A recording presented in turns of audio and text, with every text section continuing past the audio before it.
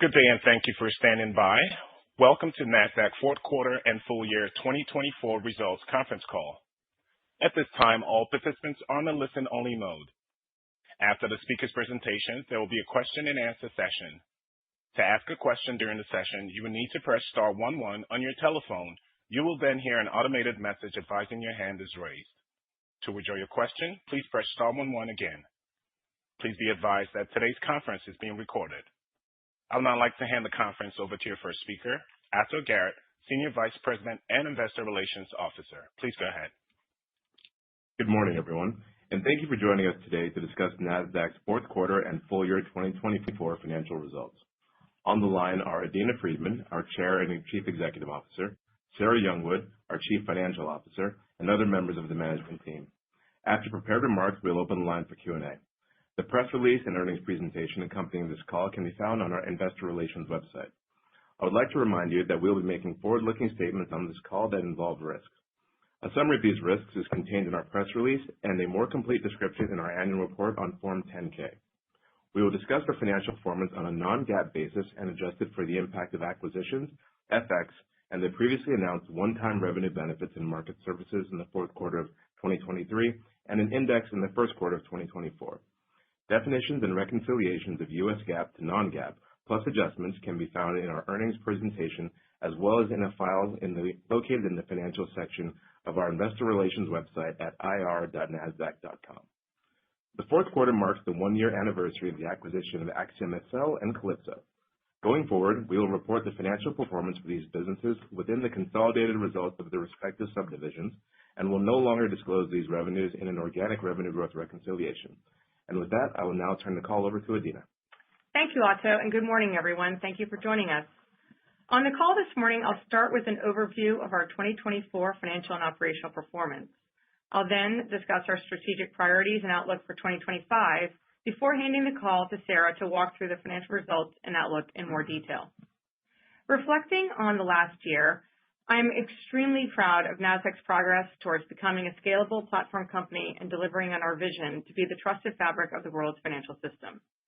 Throughout 2024, we substantially completed the integration of Calypso and AxiomSL, further showcased the value of our solutions, delivered on our growth objectives, and achieved our initial expense synergies and deleveraging goals ahead of schedule.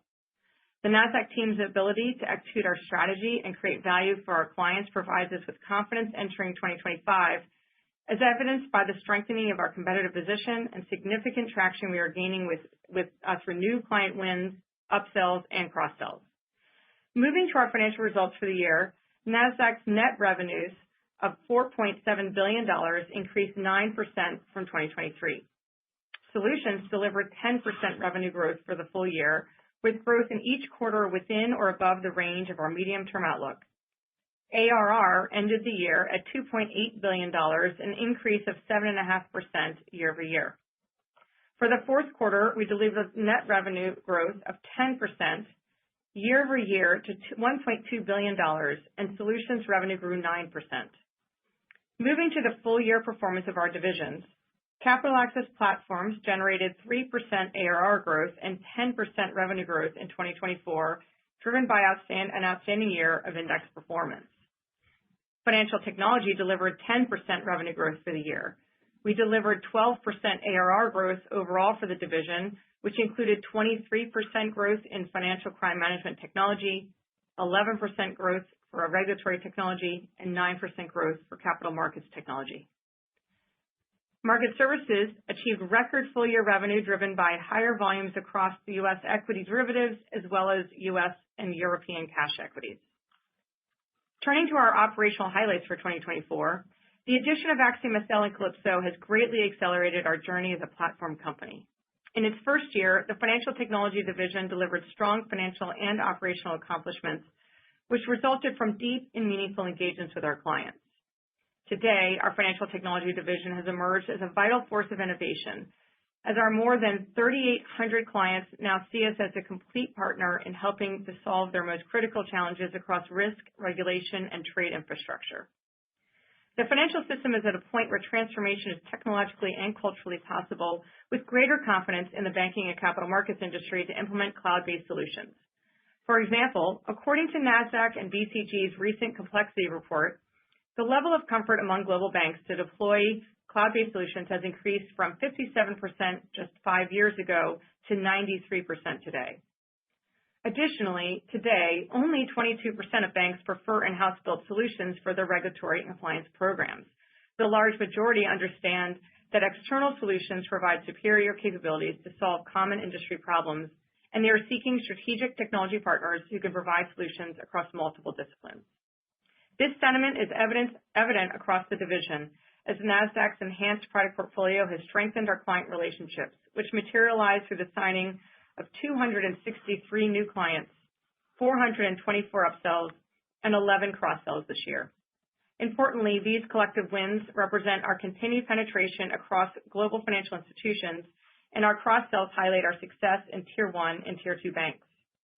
Notable examples include a major financial institution expanding from trade surveillance, AxiomSL, and Calypso to include Nasdaq Verafin, and another Tier 1 bank adding Calypso to its existing AxiomSL solution. As the division continues to mature, we're confident that we will deepen our strategic relations with our clients even further while delivering broad-based growth. Now I'll turn to a review of our subdivisions within financial technology, beginning with Nasdaq Verafin, where a growing number of financial institutions recognize our unique and differentiated capabilities in helping them root out financial crime. Nasdaq's financial crime management technology business completed one new cross-sell with a Tier 1 bank for our wire fraud solution during the quarter. And today, Nasdaq Verafin serves over 2,600 financial institutions, representing nearly $10 trillion in assets, including 5 Tier 1 banks. Building on the strength of Nasdaq Verafin's industry-leading offerings in North America, we've announced our launch in Europe, where we are engaging with clients across the region. Regulatory technology and capital markets technology are advancing the modernization of global markets, as well as our clients' ability to manage risk and compliance. In 2024, we had several marquee deals, which underscores our right to win across our serviceable addressable market. In the fourth quarter, Nasdaq signed a long-term agreement to provide a future-proof regulatory management solution through AxiomSL to ORUP, a collaborative joint venture of banks and financial services providers in Austria. We look forward to providing additional details on this important partnership in the coming weeks. AxiomSL also secured an upsell with Société Générale to manage its domestic regulatory reporting needs. France, India, and the Philippines represent key regulatory technology international expansion opportunities that we've unlocked in 2024, and the strong progress that we've made positions us well to build momentum in these countries in 2025. Surveillance signed 24 new clients during the year, including 3 new market regulators and our first market surveillance client in Taiwan. During the fourth quarter, 100% of new trade surveillance clients were cloud customers, and as of the fourth quarter, 68% of our clients are leveraging our cloud-based solution, up from 53% a year ago. Capital markets technology advanced its international strategy, expanding our client base in key markets, including Latin America, with notable wins across Brazil, Mexico, and Colombia. Calypso signed its 20th central bank, a major milestone in a key client cohort, with additional momentum expected across 2025.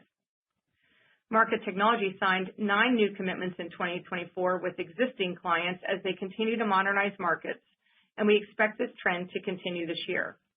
We also signed 3 new crypto clients in the fourth quarter. As we look ahead, our digital asset strategy continues to focus on helping the industry mature through infrastructure that enhances market liquidity, transparency, and integrity through the integration of the asset class within financial institutions. This is evident from the industry's adoption of our market technology, surveillance, and Calypso solutions. More broadly, Nasdaq is already active in this asset class with the iShares Bitcoin Trust ETF and options for this ETF, as well as other listed crypto ETFs in our U.S. and European markets. We see potential growth areas in digital assets, options products, and proprietary index options benchmarked to cryptocurrency indexes. We expect additional opportunities to arise as new regulatory frameworks provide clearer guidance, and Nasdaq will continue to strategically assess and pursue them in this dynamic space. Turning to our Capital Access Platforms division, We continued our strong success in attracting new listings to Nasdaq as the world's preeminent market operator, supporting corporate and investor decision-making through valuable data and workflow tools, and driving even more liquidity into the market through our leading index franchise. In 2024, Nasdaq extended our listings leadership to 6 consecutive years as the top U.S. exchange by number of IPOs and proceeds raised.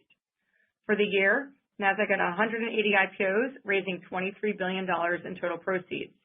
This included 130 operating company IPOs, headlined by Lineage, the largest IPO of the year.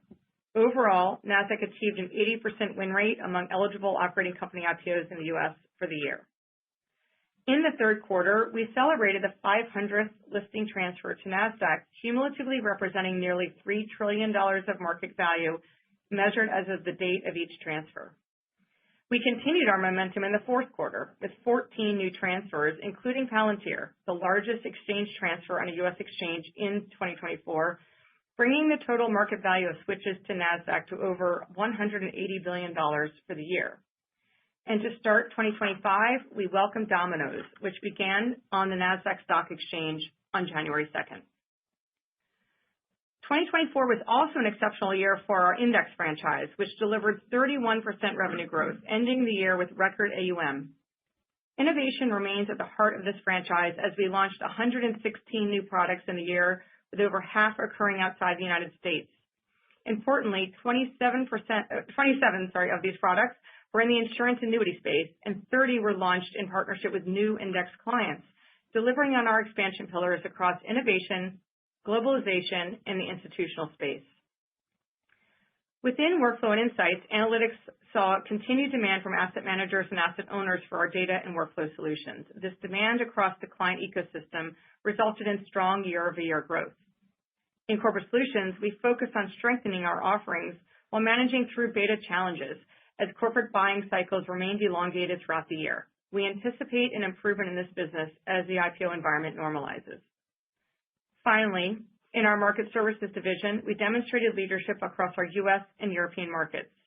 We experienced strong adoption of our index options and multi-listed options products as index options revenue more than doubled year over year. In addition, we delivered a record volume of shares and notional value traded in the closing cross this year, including a record fourth quarter in terms of volume of shares traded. We also made progress modernizing our markets with the migration of Nasdaq ISE to our next generation derivatives platform, Fusion, in September. In addition, as part of our ongoing assessment of our business units portfolio and their alignment with our strategy, we announced that Nasdaq has entered into an agreement with Euronext to sell our Nordic Power Futures business. This transaction will sharpen our focus on our strategic growth areas as we lead the European market. Moving forward, our European business is an integral part of our strategy as the combination of our U.S. and European footprint is critical to our ability to serve clients globally. Overall, Nasdaq delivered robust growth across our business while achieving significant strategic and operational milestones. At our Investor Day in March, we introduced 3 strategic priorities: integrate, innovate, and accelerate to deliver resilient and scalable growth. We successfully executed on these priorities and are well-positioned entering 2025. Through our relentless execution of our integrate priority, our financial technology division has a well-structured and highly functioning operating model, and we're deploying the One Nasdaq go-to-market approach to deliver holistically for our clients. In addition, our solid free cash flow enabled Nasdaq to lower its gross leverage ratio from 4.3 times at the end of last year to 3.6 times at the end of 2024.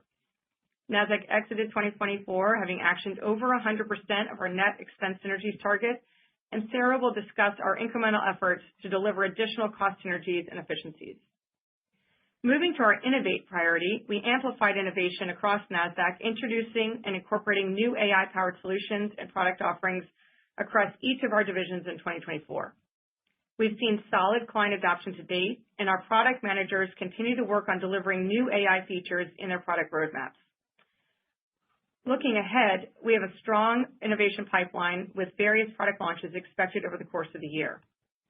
Within our internal business operations, our focus with AI adoption has shifted from exploration and experimentation in 23 and 24 to driving impact entering 2025. Our team is engaged in scaling our use of AI to deliver efficiencies and productivity enhancements across the organization, which is also reflected in the expanded efficiency program that Sarah will describe.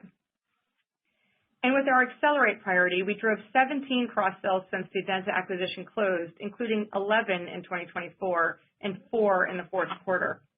Cross-sell opportunities now account for over 15% of Financial Technology Division's pipeline, with several deals at advanced stages as we execute organized sales campaigns that showcase the cross-functionality of our solution suite and deepen relationships with senior decision-makers across our clientele.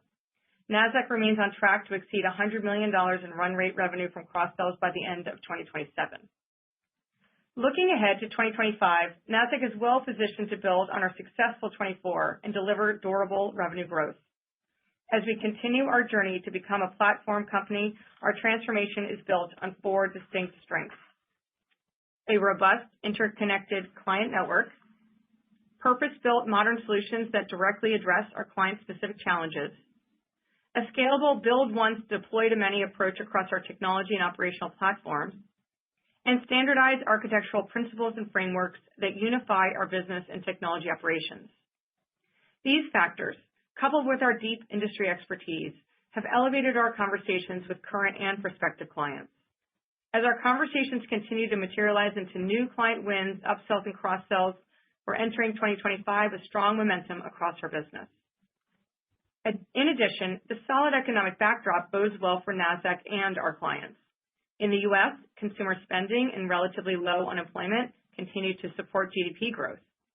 Further, inflation and interest rates have settled into a more predictable state than we experienced between 2022 and 2024, giving investors more confidence in their ability to deploy capital.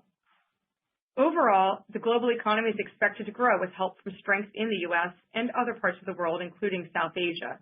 These factors have contributed to creating a positive business environment to start the year.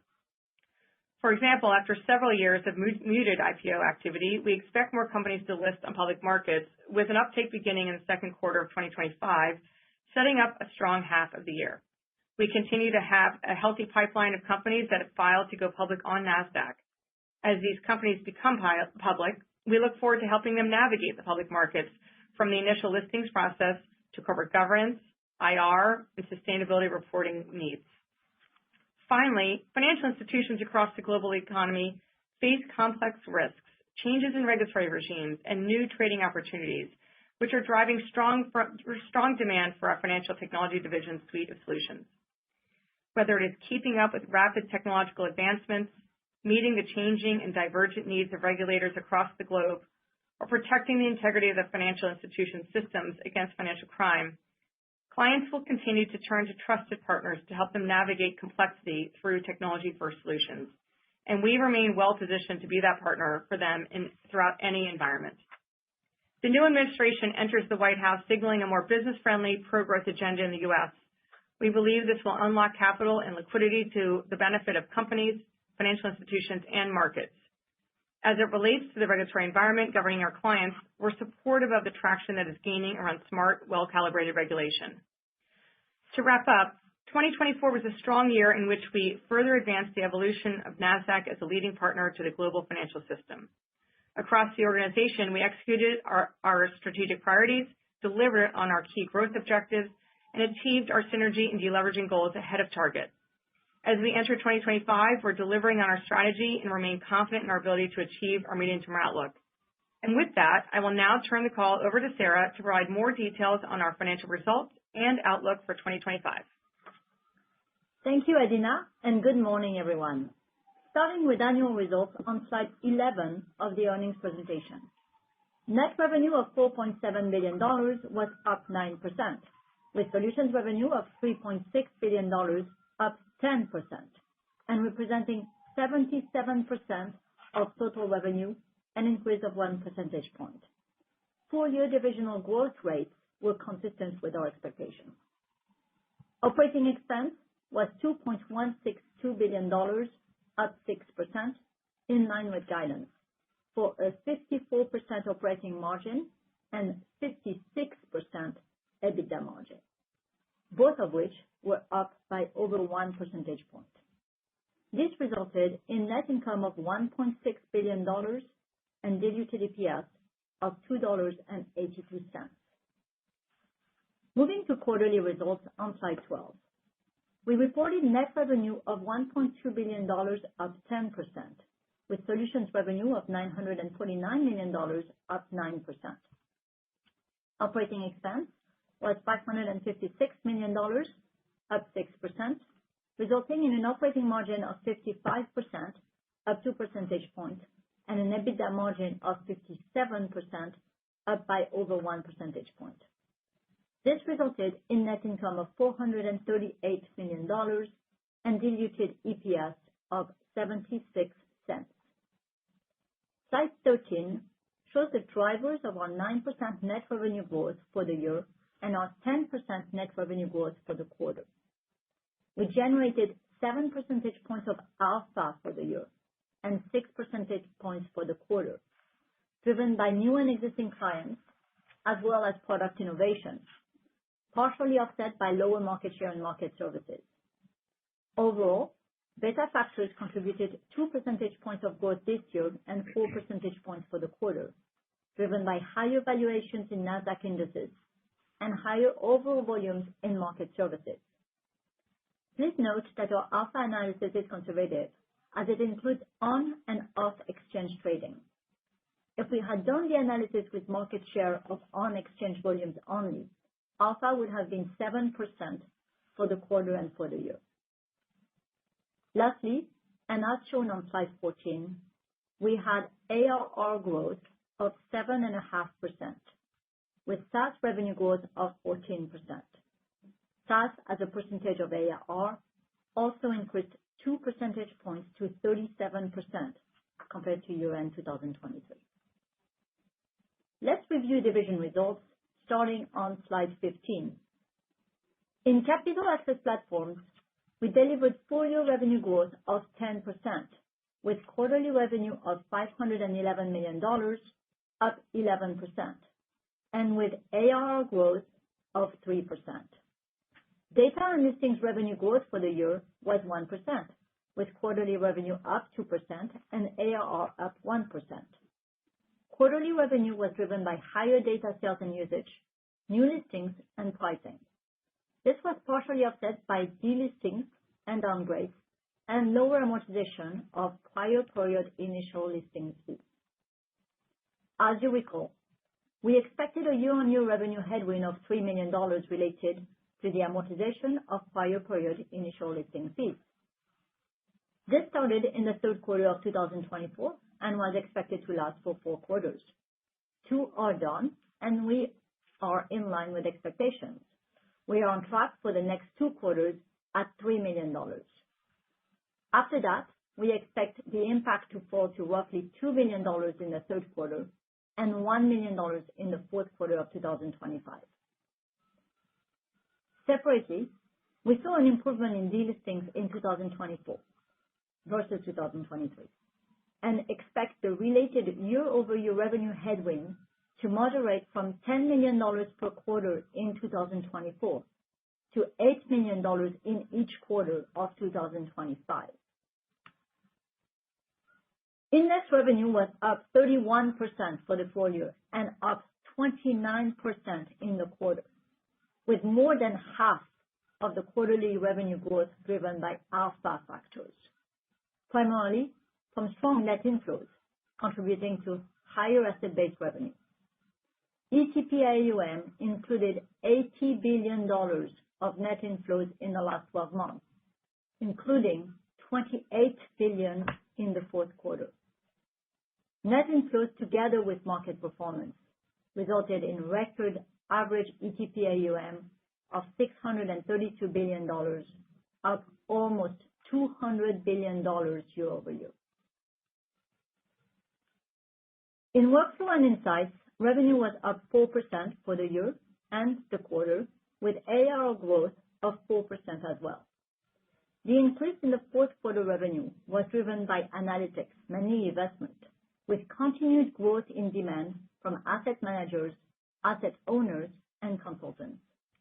New investment sales were up 11% for the year, with full-year gross retention up 2 percentage points. The broader corporate solutions environment remains unchanged, with revenue up 1% in the quarter.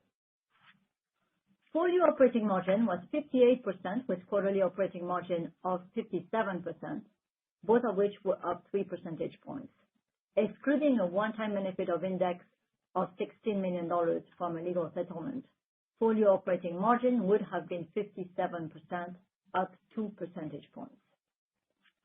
As a reminder, as we enter 2025, our contracted rate associated with trading of future contracts will reset, as it does every year.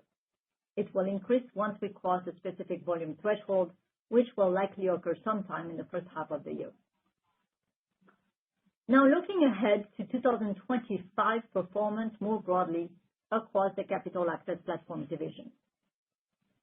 Our current expectation is for full-year revenue growth to be within its medium-term growth outlook range of 5 to 8%. Within the division, data and listings activity is improving, but listing revenue remains negatively impacted by delisting and amortization factors. As such, we continue to expect data and listings to grow within our medium-term outlook of low single digits in 2025. Index continues to generate strong alpha, given its very favorable positioning and additional growth opportunities. We expect to grow above our medium-term outlook of mid to high single digits in 2025. Recall that index revenue in the first quarter of 2024 included a $16 million one-time revenue benefit related to a legal settlement. We exclude this item from our adjusted growth rates, and we'll discuss our growth and any comparisons to the medium-term outlook on that adjusted basis, excluding that item. Finally, as a result of continued beta headwinds in corporate solutions, which will take time to ease even with stronger issuance environment, we expect Workflow and Insights growth to be below its medium-term outlook of high single to low double digits in 2025. Moving to Financial Technology on slide 16. Total division revenue for the year grew 10%, and revenue for the quarter was up 7% to $438 million, with ARR growth of 12%. The difference between quarterly revenue growth and ARR growth in fintech is driven by professional services fees and the impact of lower Calypso on-prem subscription revenue due to timing and a tough comp in the fourth quarter of 2023. Meanwhile, ARR growth remained solid across the subdivisions, with strong client momentum, including the benefit of 120 new clients, 127 upsells, and 4 cross-sales in the quarter. On cross-sales, our campaigns are resonating with clients as we achieved 11 cross-sales in 2024. Cross-sell opportunities now account for over 15% of the Financial Technology division's pipeline, including several deals in advanced stages. As we close these deals, we will no longer count them in our pipeline, which can create quarter-over-quarter variability in this metric. However, over the coming years, we expect our cross-sell pipeline mix generally to average at or above 10%, which is a level that positions us to exceed our $100 million run rate cross-sell revenue target by the end of 2027. Financial Crime Management Technology revenue increased 22% for both the year and the quarter, with ARR growth of 23%, and with 102 new clients and 1 cross-sell with a Tier 1 client in the quarter. Net revenue retention was 114%, reflecting strong client engagement stemming from new product enhancements such as the GenAI Entity Research Copilot and targeted typology analytics. Regulatory Technology revenue increased 7% for the year and 6% for the quarter, with ARR growth of 11%, as well as 9 new client wins and 64 upsells. AxiomSL revenue grew 7% for the year and 5% for the quarter, with 2 new client wins and 28 upsells. And surveillance grew revenue 6% for the year and 7% for the quarter, aided by 7 new clients and 36 upsells. The delta between ARR and revenue was due to softer professional services revenues, which should improve in 2025 based on signed deals in 2024. Capital Markets Technology delivered 8% revenue growth for the year and 4% for the quarter.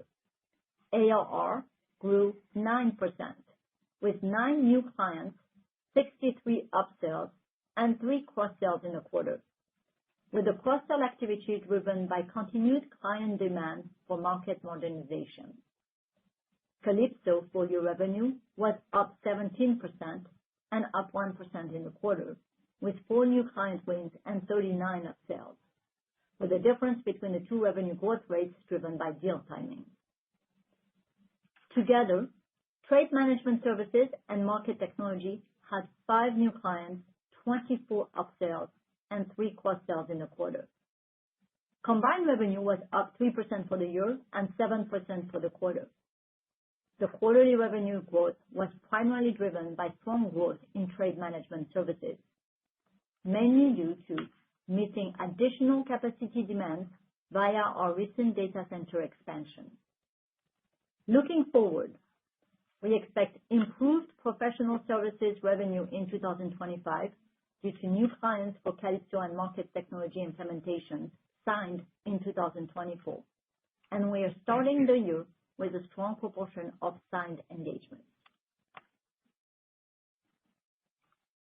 Combined AxiomSL and Calypso revenue increased 13% for the year and 2% for the quarter, with ARR growth of 12%.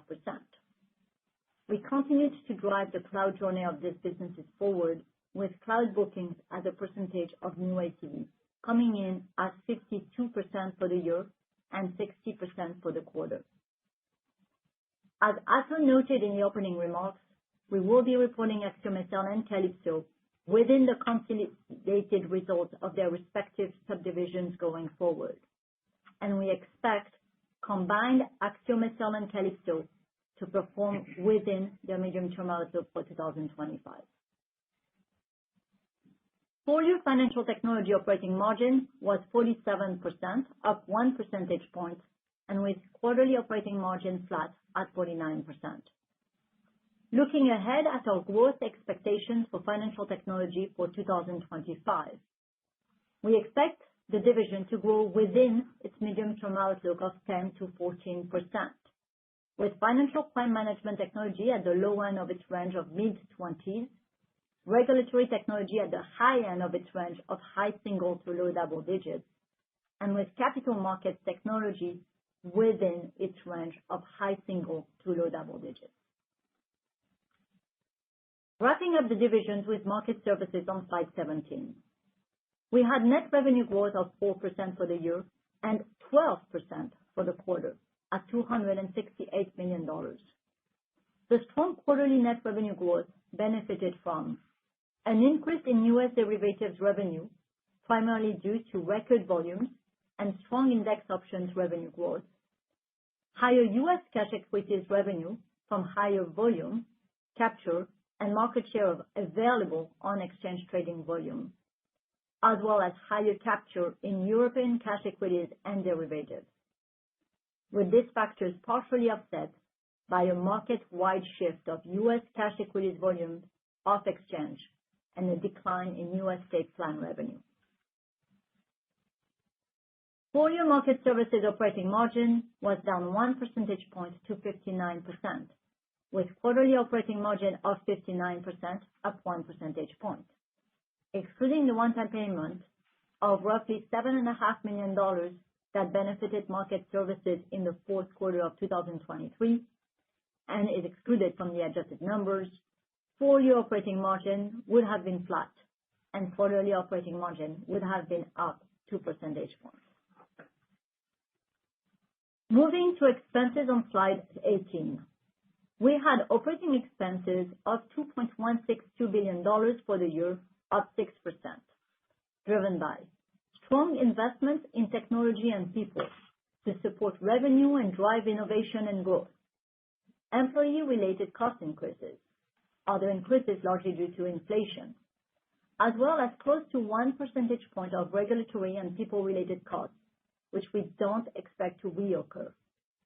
This was partially offset by the benefit of Adenza-related synergies of 2 percentage points and additional efficiencies of 1 percentage point, half of which I will come back to in just a moment.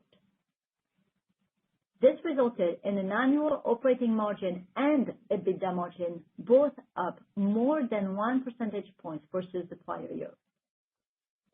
Regarding net expense synergies, we have actioned over 100% of the $80 million target we announced in relation to the acquisition of Adenza. We are now expanding this program to $140 million, including the $80 million already actioned.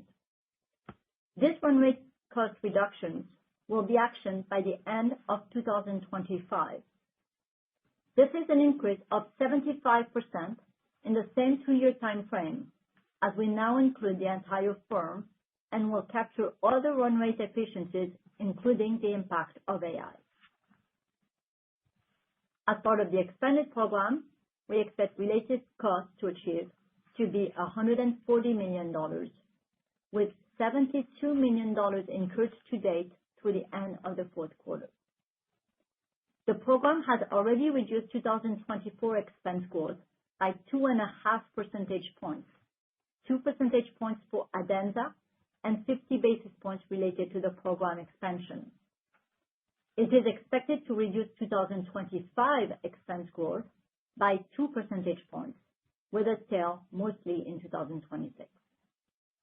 As always, you should expect that we will continue to reinvest a portion of these efficiencies into investments to support our growth. With this in mind, we are introducing our non-GAAP expense guidance for the year of $2.245 to $2.325 billion. This guidance range reflects a non-GAAP organic growth rate of 6% at the midpoint. And as mentioned, it includes a roughly 2 percentage point benefit from the expanded efficiency program. Our 2025 guidance uses average 2024 FX rates as its foundation and does not reflect the benefits from the recent post-election strengthening of the dollar that has partly retrenched over the last few days. We expect the 2025 non-GAAP tax rate between 22.5% and 24.5%, in line with the prior expectation we had set. Turning to capital allocation on slide 19. Nasdaq generated free cash flow of approximately $1.6 billion in the year, including $439 million in the fourth quarter. We repaid $815 million in debt in 2024, including about $180 million in the fourth quarter, which we repurchased opportunistically. With that, we ended the year with a gross leverage of 3.6 times. In 2024, we paid dividends of 94 cents per share, or $541 million, including 24 cents, or $138 million in 4Q, representing a 34% annualized payout ratio. We repurchased 2.3 million shares of our common stock for roughly $145 million in the year, offsetting employee issuance, with no repurchases in the fourth quarter. We remain focused on reducing our leverage and expect to reach a 3.3 times gross leverage ratio before the end of 2025, while repurchasing shares to offset employee compensation-related dilution. We will remain opportunistic regarding any additional share or debt repurchases. In 2024, we set ambitious objectives, and I want to thank the full Nasdaq team for executing against them.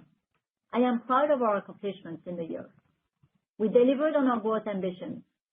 We closed on a number of landmark client wins. We made progress towards our cross-sell target. We identified incremental cost efficiencies, and we executed against an accelerated deleveraging timeline.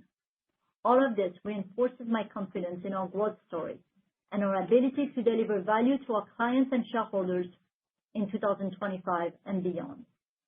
With that, let's open the line to Q&A. Thank you. As a reminder, to ask a question, you will need to press star 11 on your telephone. To withdraw your question, please press star 11 again.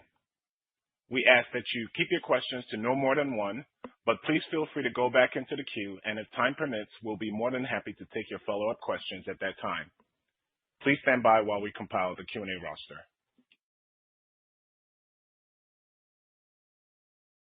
And I show our first question comes from the line of Alexander Blostein from Goldman Sachs. Please go ahead. Hi, good morning, everybody. Thank you for the question. I wanted to start with your outlook on workflow and insights. Obviously, it's a business that has been growing a little bit slower, presumably gets better with cross-selling once the listing business starts to pick up a bit and there's sort of positive synergies with the rest of the franchise. Can you help us maybe just bridge how you go from this kind of low to mid-single-digit range back to your targets, which seems to be still kind of ways off? Thanks. Great. Thanks, Alex. As you mentioned, the corporate solutions business has had a lot of effects from a slower issuance environment, as well as we talked about, the delisting environment that we've been operating in over the last couple of years.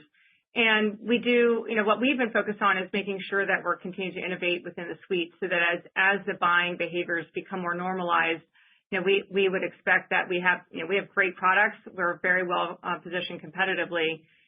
It's just a matter of making sure that we have an environment where the buyers are in a position to be able to purchase our solutions. So it's both the IPO environment, moderating of the delisting environment, and then also, as you've noticed, the index performance and the growth of earnings across different sectors of the economy have been more towards, I would say, larger companies. And we have thousands of companies that use our solutions. So as a growth agenda in the U.S. economy picks up, we do actually believe that also will drive more earnings potential for the broader economy, and that also will support more of a sales activity within that particular part of our business. Now, in analytics, we're actually really excited about everything that's happening across what I would call the investment side, the investor audience within our workflow and insight solutions, and most notably eVestment, which is our biggest product. We had a couple of years where we were focused more on product enhancements and integrating some great data into the platform. We now have this incredible suite of solutions there, and we're growing at the high single digits with eVestment, and we expect that to continue to be a great grower for us. So we do think that'll be helpful also in driving the overall growth rate of that part of the division up in the coming years. Thank you. And I show our next question comes from the line of Craig Siegenthaler from Bank of America. Please go ahead. Thanks. Good morning, everyone. So our question is on the potential for large-scale deregulation of the U.S. financial services industry under the Trump administration. And, we understand you can't put the genie back in the bottle on many businesses like prop and merchant banking, but Axiom was seeing strong tailwinds from more regulations like Basel III Endgame. So if there is a reversal in bank regulations, how should this impact client demand for Axiom's offering and your reg tech growth trajectory, just given its core clients are banks? Yeah. Well, first of all, I think we just remind everyone that our XMSL business is a global business. It serves banks all over the world. We've been opening new markets, as you mentioned, in India, France, Philippines, and other parts of the world. We have a great pipeline of opportunities across XMSL in the global business.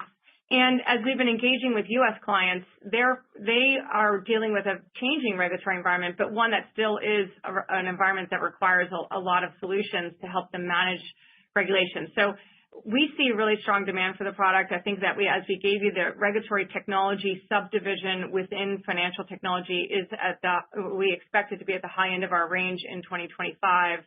And so, I think that we feel highly confident that we have a solution that meets a lot of different needs across different regulatory landscapes. One thing, just a point of fact, just to help you understand the nature of the business within AxiomSL, 69% of the revenue comes from non-U.S. banks, 31% comes from U.S. banks. Oh, I'm sorry, that's across Adenza. That's both Calypso and AxiomSL. So let me say it again. So U.S. clients represent 31% of the revenues of the Calypso and AxiomSL businesses, and 69% come from non-U.S. banks. So we just feel very confident in the way that we see the engagements with our clients. I would look also more broadly at financial technology. As we think about it, we think, okay, if you have an environment where more capital can be kept within the banks, they can then deploy that capital into the markets. That drives liquidity across global markets. It drives demand for our technology among global markets so that they prepare for and are prepared to be able to accept that liquidity. We also, if banks are suddenly in a growth mode, they're going to be going into new asset classes and new geographies, and that drives demand for our Calypso solutions. So we have a lot of opportunities for growth across the franchise in different regulatory environments. Thank you. And I show our next question comes from the line of Patrick Moley from Piper Sandler. Please go ahead. Yes, good morning. Thanks for taking the question. Maybe just diving into financial technology again. You gave an outlook for where you kind of expected to fall within the range of the three businesses within that segment. So where do you think that leaves us for the full year in terms of the overall 10 to 14% growth rate for the full segment? And then on financial crime management, I believe you said that you expected that to come in at the lower end. So maybe you could just talk about some of the drivers there. Thanks. Sure. Yeah. Actually, I'll start with that, and then I'll talk about the overall fintech division. So within the financial crime management business, we actually, we did a great job again this year of expanding our client base. We had 211 new clients sign up for the solution. We had another tier one bank sign with us in the Q4. We have a really nice pipeline of tier one banks that are in stages of our sales cycle, including completing POCs and other things. But as we've talked about in the past, and we talked about this at Investor Day, the mid double digits growth rate is supported by three pillars of growth. So the first is within the small to medium banks, and again, we signed 210 of those, so we're really, really excited about that, or 211 for the year. And that's kind of the basis of our business today. But as we expand, a growing part of our growth is going to come from those tier one banks, tier two banks.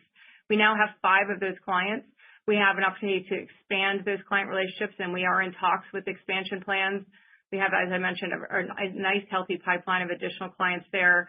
But it takes time for those deals to manifest and show up in the financial performance. And so we're still very early innings there. And then global expansion. So that's the third pillar. And we just announced our move into Europe. We have several banks lining up for POCs with us in 2025. And so that, again, will play out to support that mid double-digit growth rate.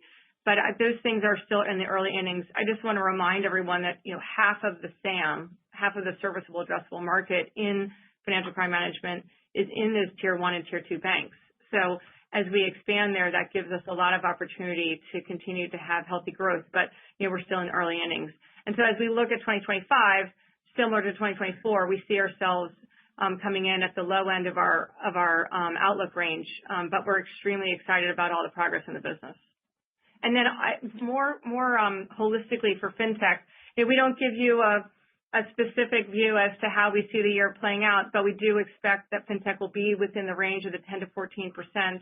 And obviously, we have a lot of I would have to say we had a lot of great sales in 2024. We're going into the year with a really good line of sight into a large portion of our business growth.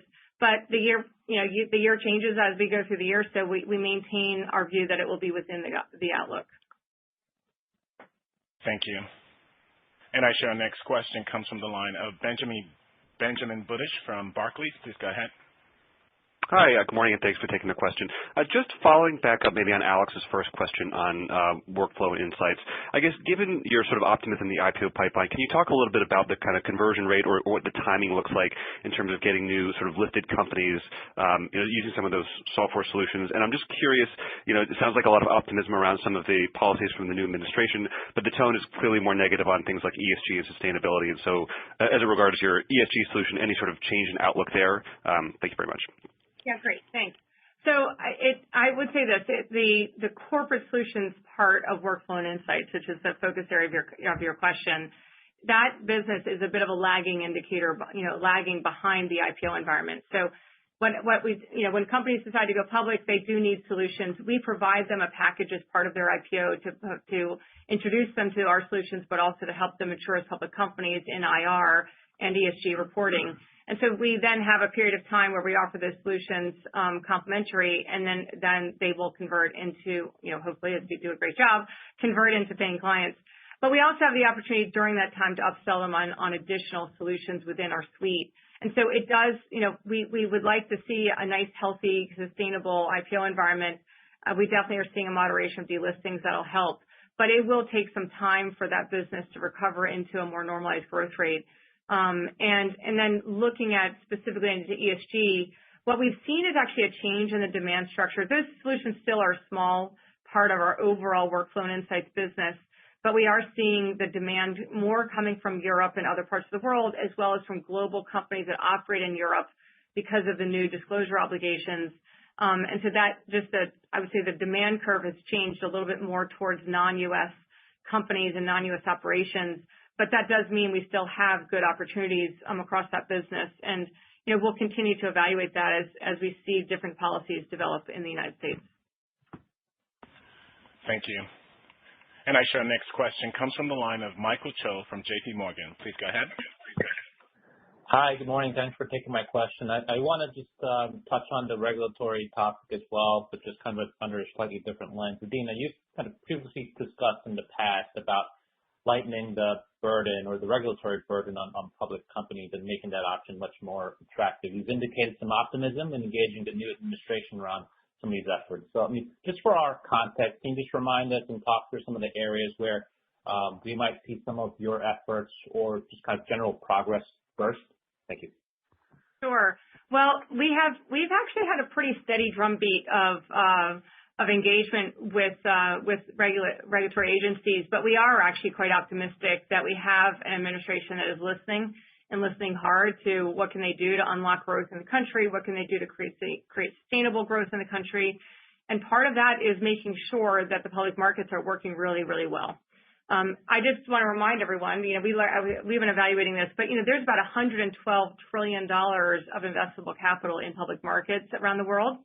And that's as of the end of 23, about $15 trillion in the private markets. So the public markets really drive the economies. And as we think about the life of a public company, there are elements of it that are persistent. So you have quarterly earnings like we're having this morning. You have disclosures that are relevant and important for investors to understand. But then you also have other elements. And I would say that the proxy process has a lot of challenges in it that we think can be reformed that would make it so that it's a better environment for companies and more balanced between companies and investors. We think that some of the accounting policies and PCAOB, they took a very draconian approach in the last administration, and we see some opportunities there to make it more balanced. And then if we could have our way, across everything, we would also look at litigation reform as a key element of improving the environment for public companies. Those are three core things that we also would say. And then the last thing I would say is, making sure that there is disclosure to the public companies on what's happening in their stock. I think that we've got the 13 Fs for long positions, but is there something similar for short positions in terms of giving companies better information and understanding of their investor base?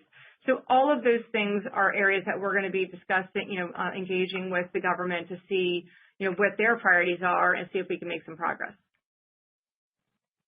Thank you. And I show our next question comes from the line of Dan Fannon from Jefferies. Please go ahead. Great. Thanks. Good morning. Wanted to get a comment around professional service fees, what they were as a total within the within fintech. And then as you look going forward, you talked about, I think, momentum in the business, particularly in the reg tech as in terms of new implementation. So could you talk about the outlook for professional service fees as we think about 2025? Yeah. So I don't know if we give a specific breakout. I'm looking at Sarah. We don't give a specific breakout of the professional services fees, but just as a reminder, that we're a software product business. We want to deliver software, we want to deliver those products, and we want them to deliver well.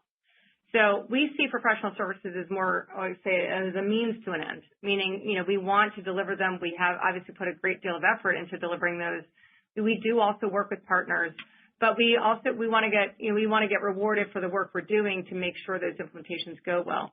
As we think about 2024 and the dynamics in 2024, there are a few things. Oftentimes, professional services revenues are follow sales. That makes sense. And I think that in general, as we look at the sales that occurred in 2023 going into 2024, and then projects that were ongoing in 2023 and 2024, as we've been mentioning all year, we had some downward pressure in the professional services revenues in 24, both on the fact that we had a very large implementation in market tech in 23 that drove up revenues that did not repeat in 24 as we completed that deal. We had a sales environment that had lower professional services revenues coming in, particularly for our AxiomSL solutions in 24. But as we've seen the sales environment in 2024 manifest itself and going into 2025, both in market tech with 9 new commitments for existing clients and other new clients coming in, as well as for AxiomSL, really good sales year in AxiomSL, we actually see upward mobility or upward trajectory of professional services in 2025 that supports the outlook that Sarah gave you in terms of where the revenues will come out within the ranges that we mentioned. And actually, we did give some disclosure about Adenza when we acquired Adenza, saying that professional services fees were about 20% of the Adenza revenues and just over 10% of overall fintech revenues, just so you know what the disclosures are. Thank you. And I share our next question comes from the line of Owen Lau from Oppenheimer. Please go ahead. Hi, good morning. Thank you for taking my question. So I have a question about your cap markets tech ARR. It came down from 12% last quarter to 9%. It also drove your fintech ARR down for the quarter. What was the driver of that decline? Is it the professional services fee we talk about? And then what does it take to reaccelerate that ARR in 2025? Thanks a lot. Thanks, Owen. So with regards to ARR, there were some year-over-year comps on that, just because fourth quarter of 2023 was a very strong sales quarter for Calypso in particular. And so we had some, I would just say, year-over-year comp differential. And then the second thing is just that there's a lot of timing related to deal signings, deal closings that drive ARR. And also, by the way, what we look at is ARR itself does not include any sort of ramps that we have in contracts. So that also would reflect just the ARR upon signing as opposed to the long-term ARR potential of a contract. And so it doesn't include ramp, and there are ramps in our contracts. So I think some of that is also kind of reflected in the fact that different growth rates. But as Sarah mentioned, we do expect that the AxiomSL and Calypso combined ARR growth should be within the medium-term outlook range of the mid-teens, and that overall for fintech that we should be within the range that we provided on ARR. So we do feel like we have a really strong opportunity for us to continue to drive growth across the franchise, but in this quarter we had some downward pressure. Thank you. And I show our next question comes from the line of Michael Cyprys from Morgan Stanley. Please go ahead. Hey, good morning. Thanks for taking the question. Just wanted to ask about AI with the DeepSeek advancement. Just curious how you see that impacting your business in terms of potential for faster generative AI product innovation and development, potentially at a lower cost, and how you see that potentially impacting the competitive landscape over time. And more broadly, maybe you could just update us on some of the steps you're going to be taking here in 25 to move Nasdaq forward with generative AI advances. Thank you.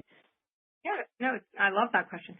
So first of all, I would just say we've essentially put a platform together within Nasdaq, leveraging our cloud providers that allow us to use multiple models. So we use both proprietary models and open source models today. What we do is when we think about a new capability we want to deliver through our products, we'll test out different models to see which ones provide us the best solutions at the most efficient cost structure.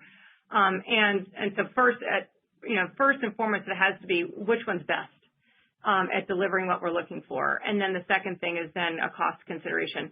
But I would say the cost curve has come. I mean, the cost of AI, generative AI, has already come down a lot. It's been quite dramatic. And so we already feel like there's a lot of efficiencies starting to come into that, the different models. The second thing is we are open to different models. We have a lot of governance around that, but we do approve models through our governance structure, and we have access to multiple models. And the third thing is we are really embedding AI, Gen AI capabilities into our product roadmaps, and we're reviewing those product roadmaps very frequently so that we know that we're bringing new capabilities to clients. So just a few to mention. And we've got the, as you mentioned, the AI, the Gen AI research entity Copilot within the anti-financial crime business, but now we're implementing that in our surveillance business. We have actually the ability to do something similar in terms of auto generation of regulatory reports in Axiom. We have our board portal summary, board book summaries within our board portal tool. We have other capabilities we're bringing to investment in terms of summarizing board minutes and other things from pension boards. So there's so many different ways that we're deploying the technology for the benefit of customers.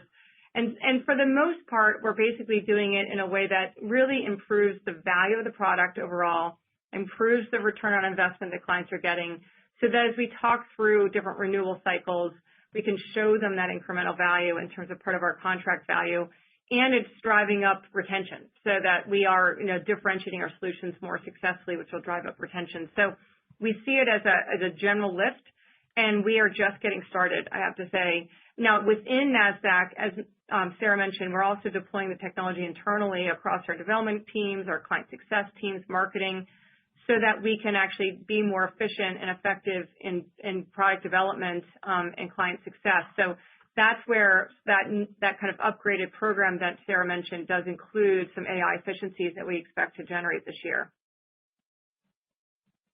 Thank you. And I show our next question comes from the line of Jeff Schmidt from William Blair. Please go ahead. Hi, good morning. On the proprietary index options business, revenues doubled during the year. Could you discuss what your plans are for that business and sort of whether you're looking to increase investments and focus there over time? Yeah, what's great about that business is it gets to leverage the broader exchange franchise that we have, obviously. So we can be very efficient in investing in that business and driving return. But we are very focused on it. In fact, Tal and Kevin and Greg and team, we're meeting regularly to understand new ways that we can build new products, bring more capabilities to our clients, and grow the ecosystem. Because you've got both institutional investors that you really want to draw into those prop index products, as well as retail. We have gotten our prop index products now on major retail investing platforms, including Robinhood, and then we also are driving institutional adoption of those products with different, by integrating those products into different data tools that they use to make investment decisions. So, and then as our index business goes more into the institutional audience in terms of insurance and other institutional clients, that then drives demand for options trading and hedging capabilities that we can use our prop products for. So I have to say it's kind of a virtuous cycle that's developing there, and we're really, really excited about how we can continue to drive the NDAQ franchise, but then also bring new products into that business as well. Thank you. And I show our next question comes from the line of Ashish Sabadra from RBC. Please go ahead. Thanks for taking my question. If I can ask just two clarifying modeling questions. One is on ARR versus revenue growth. We saw some differential there in 24. Anything to be cognizant of as we get into 25? And then just on the expense side with that expanded synergies, which gets actioned in 2025, how should we think about those benefiting 25 on a quarterly cadence basis? Any color that will be helpful. Thanks. Okay, I'll have Sarah answer the question on the expense side, and even on the ARR revenue versus ARR. Why don't you just take that, Sarah? Yeah. So on the ARR versus revenue, you have two things that are a factor. Professional services fees is a theme throughout fintech, and that affects really all of the metrics, especially in the fourth quarter. In terms of the second element, and that's specifically for the fourth quarter, you've got Calypso, which has both.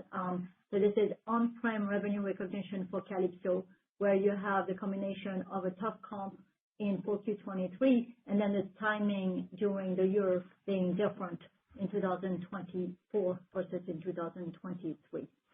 So those are the elements of the first question.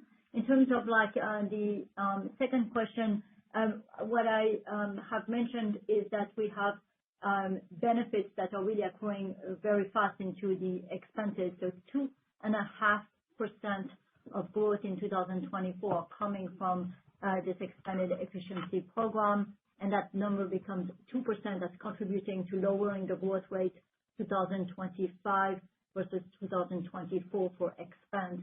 And then there is a tail that's mostly in 2026. But we're not going to provide you a quarterly view into that. I think it's something that we're going to continue to drive throughout 2025. And I think you mentioned, though, that there's a tail in 26, so it's largely a tail in 26. Thank you.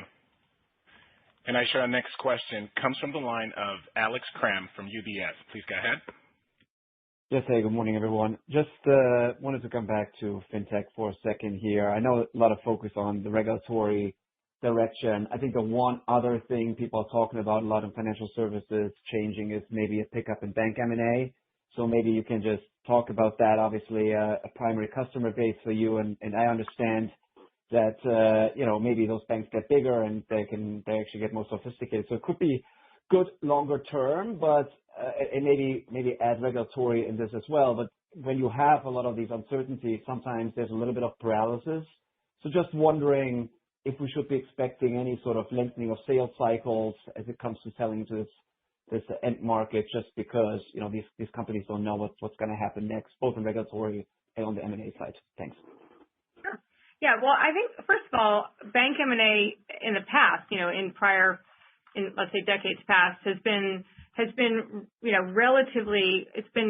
I've heard, at least on average, somewhere around 4% of banks kind of merge in the United States over a normalized period of time. But most of that M&A occurs at the small end of the spectrum of banks. And so as we think about M&A for banks going forward, if two smaller banks merge into, let's say, a mid-sized bank, that we are well protected in terms of the way that we've constructed our anti-financial crime technology contracts, because that's really the bank. That's the clientele that we serve with that particular solution.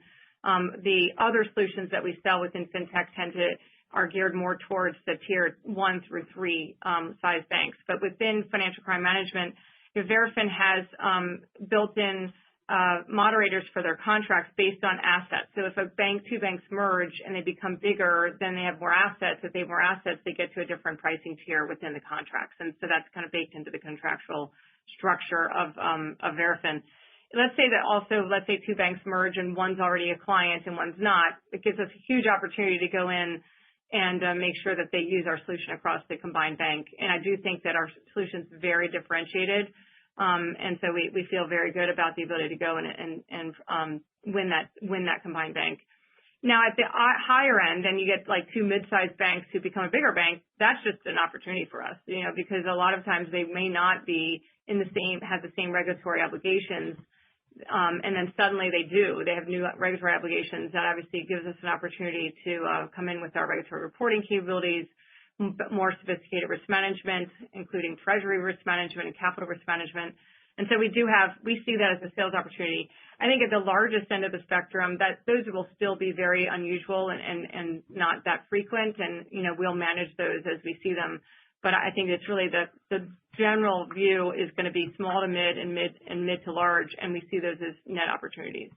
In terms of, paralysis, though, first of all, as we know, sales cycles are always kind of long in this space because of its banks. But I would say that we're seeing a very healthy dialogue. We have a lot of opportunities around the world. And even if one or two sales get slowed down, we still have a lot of other opportunities to pursue. So we're not concerned so much about that, Alex. Thank you. And I show our last question comes from the line of Brian Bedell from Deutsche Bank. Please go ahead. Oh, great. Thanks. Good morning, folks. Thanks for squeezing me in. Just wanted to go back to slide 8, the sales metrics within fintech. They look very strong in the fourth quarter versus the 2024 quarterly trends and also versus the third quarter. So just trying to get a sense of to what extent that might be seasonal or you actually do see improving momentum in 25 on those metrics, and then what could that portend even a stronger ARR growth rate into 26. Yeah. So Q4 is always our seasonal high sales quarter, and so that is a consistent thing, both in anti-financial crime as well as in Calypso and XMSL. I would say that Q4 is always going to be the biggest quarter. But we are also seeing strong trends. So the engagement with clients is excellent, and it obviously carries us into 2025. But I would say you should expect that Q4 will always be the high quarter. Okay, great. Thank you. Great. Thank you. Thank you. This concludes our Q&A session. At this time, I'd like to turn the call back over to Adena Friedman, President and CEO, for closing remarks. All right. Well, thank you. As you heard this morning, Nasdaq continues to make progress on our strategic priorities, and through our complementary and integrated solutions, Nasdaq is delivering consistent growth and accelerating our evolution as a trusted technology partner to the financial ecosystem. We look forward to keeping you updated on our strategic progress, and thank you for joining, and have a great day. Thank you. Thank you. This concludes today's conference call. Thank you for participating. You may now disconnect. Good day.